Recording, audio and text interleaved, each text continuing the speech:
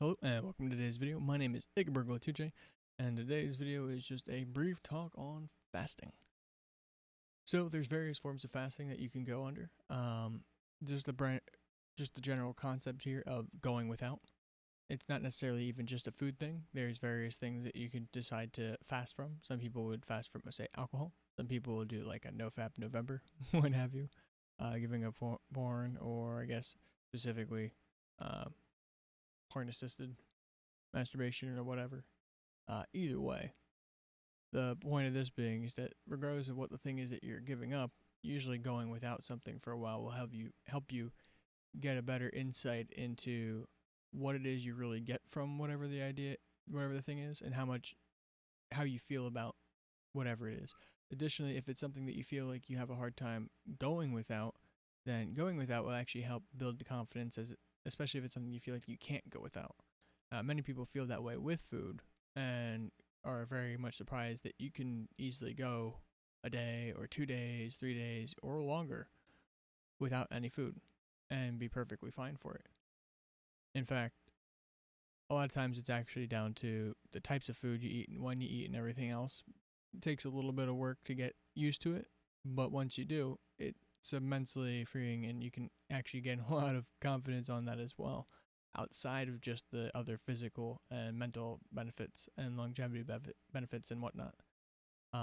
Many cases, fasting ends up actually helping out because it adds that extra mental edge of the confidence aside from just the actual physiological benefits that take place. You're basically kind of defying what your biology and your psychology have been conditioned towards over the years, be it your biology screaming that, hey man, we don't know when we're going to get more energy, so like let's treat everything as crucial, and I'm trying to figure as if we're never going to get any more, so let's just keep going. We'd rather have too much energy than not enough.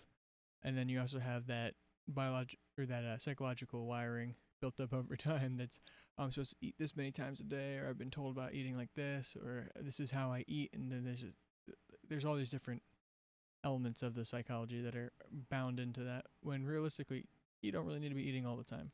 In fact, that's a pretty novel concept.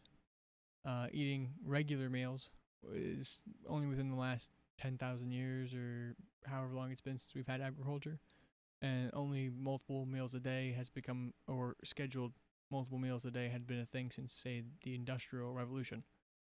So, all that being said, there's various aspects of it that go beyond just the physical benefits that I feel are incredibly useful as far as fasting is concerned. As far as the physical benefits, there are various things as well. You're not introducing any additional inflammatory agents, any toxins. You're giving your digestive system a break from working, and so you get to do more of the repair processes that would naturally happen. A lot of anti-inflammatory stuff.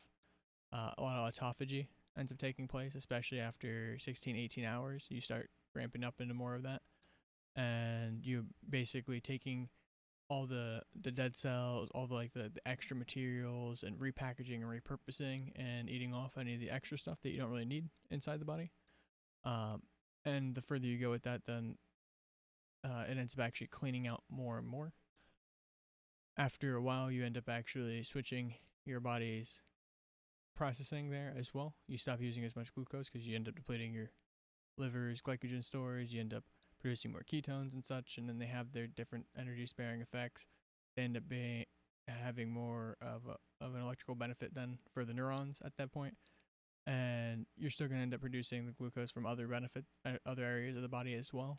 But at that point, your brain ends up having more basically free energy for the neurons, and there's also some chemical effects there that end up keeping the glial cells happy as well, so that you end up getting the anti-inflammatory benefits in the brain as well. And these kinds of things continue to extend out for a while. Although I feel like most people, they would get most of their benefits from just 24 to 72 hours as far as extended fasts are concerned.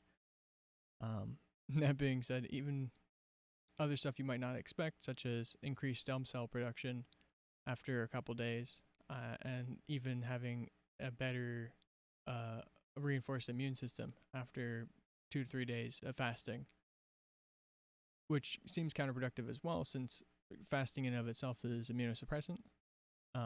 And on that note too, it's probably best to avoid doing some of the longer extended fasts during, say, flu season, or when you're going to be in contact with a bunch of people, especially if you're somebody like myself who happens to suffer from an autoimmune issue, where you can have some more detriment from said contact. That being said, enough rambling on all of that. The point being here that you'd be surprised at how much confidence you can instill by going without something that you feel you need at any given point.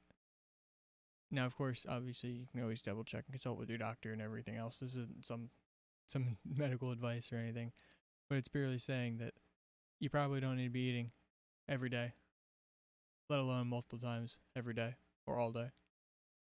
In fact, you can probably go a few days without it here and there and be better for it. In fact, there's a lot of things you could probably go without for a bit and be better for it. And you'll get a better perspective as well from going without as to what you really need, what you get from it, and how much is really just conditioning and just your own thoughts and feelings about something, and how those can actually change over time. So, hopefully somebody finds this helpful. Y'all know how the buttons work. If you want to press them, that'd be dope. If not, that's cool too. My name is Ikenberg Latuche. Thank you, and as always, stay friends.